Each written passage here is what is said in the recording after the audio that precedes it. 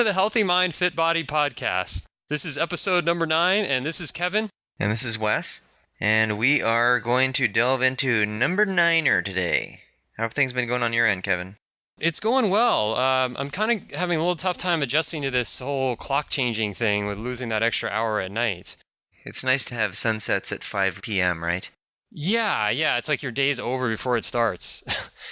Who knows? Maybe there is a method to the madness. Obviously, it gets lighter earlier, right? So for all those people that get up at the crack of you-know-what and have to go milk the chickens and gather the cow eggs. That's true. That's very helpful. That is. And I'm sure the authorities have it all figured out for us. Exactly. Just like they do in the realm of nutrition, right? Yeah. That's why everybody's on the right path and they're at their perfect weight. Not really, actually. There was quite a few responses that we got to a survey we did earlier, a few months ago, right? About people's weight loss challenges. Yeah, I actually sent out a survey to my other list, the Try Swim Coach list. And these are people that are pretty active doing triathlons and getting ready to do triathlons and things like that. So one of the questions I asked was open-ended, so I got some pretty good bunch of responses. It's what are some of your challenges with fitness and getting down to the right weight for you? And there was a lot of commonalities among the answers, and there was a few things that I thought would be interesting to go over on the podcast and talk about here.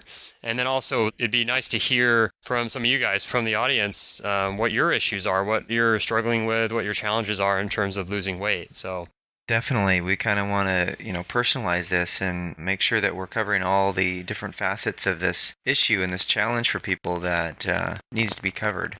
Yeah, we want to make this a two-way street. So we definitely want to encourage people getting back on our blog and putting in their feedback. So there were quite a few themes I noticed in looking over these responses. One was portion control. Like, how do I determine at each meal how much to eat? And does it really matter in terms of, maintaining my optimal weight and losing the extra body fat that I have on me? Some diets are really strict about this because they're obviously a diet. They have a certain plan you have to follow, and they can restrict your eating to certain foods, even down to the level of size of the portions that you eat. Now, obviously, there's a big difference between eating a whole bunch piled on your plate and tiny little portions. And it kind of reminds me of restaurants. If you go to some of the lower end restaurants, you get these gigantic portions, right? And as you go up the restaurant food chain to, say, like the really expensive French restaurants, the portions get little tiny portions and pretty much leave hungry at those places. Yeah, you spend a fortune and you leave hungry, you have to go eat again. It's amazing. Exactly. So, where's the beef?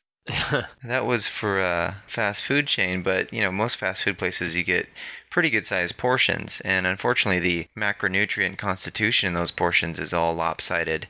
The carbs to protein ratio is 4, 5, 6 to 1, and so you're getting a lot more of the carbs, and usually it's not carbs from veggies and fruits, it's carbs from breads and cereals, flour type substances. Yeah, exactly. I remember it reminds me of a restaurant I used to go to when I lived in San Francisco. It was right down the street, and it was really popular because in a city full of like really expensive restaurants, it was cheap and they gave you huge portions. It was like, I think they had like the 1 pound burger and you got this huge plate of fries with that, and it was all for like $10. And crazy popular place because but you're basically doubling what you really need, plus all the buns and the extra carbs you're getting, and of course you got to wash that down with a couple beers. So yeah, all those fries is probably the equivalent of 3 chopped up potatoes. Yeah, which is quite a bit of tubers to chow down at one meal. Yeah, right. So it's interesting to look at how animals control their portion sizes. When you're in the wild as a critter, I was listening to a podcast actually recently, the Are We Alone podcast, SETI, talking about the search for extraterrestrial intelligence, but they cover the gamut about human nature and species type studies and things like that. But this researcher was talking about how chimpanzees eat in the wild, and I guess 2/3, 3/4 of their diet consists of fruits, but they're not like bananas and oranges and those kind of fruits that we eat. There's these real fibrous, bitter fruits. Yeah. And they're not really, calorie dense, like the fruits that we have that we've farmed from domestic agriculture. So most of the time, chimps in the wild, I think a lot of the time at least, is spent eating and then trying to digest what you've eaten, because all this raw food, I know there's a big raw food movement to say that that's preferable, but raw food is harder to digest, it's harder to extract the calories from, and most of it just passes through. Especially with humans, our guts have actually been modified over evolution to deal with cooked food rather than raw food. So these are all facts that he presented. He's got a book out about it. But it was interesting that most of the time spent in the animal kingdom, I mean, if you look at horses and cows, they have their heads down grazing most of the day. Yeah. So that's a prescription for disaster for human beings, because if we were to eat all day long, we're in big trouble given the types of foods that are presented for us.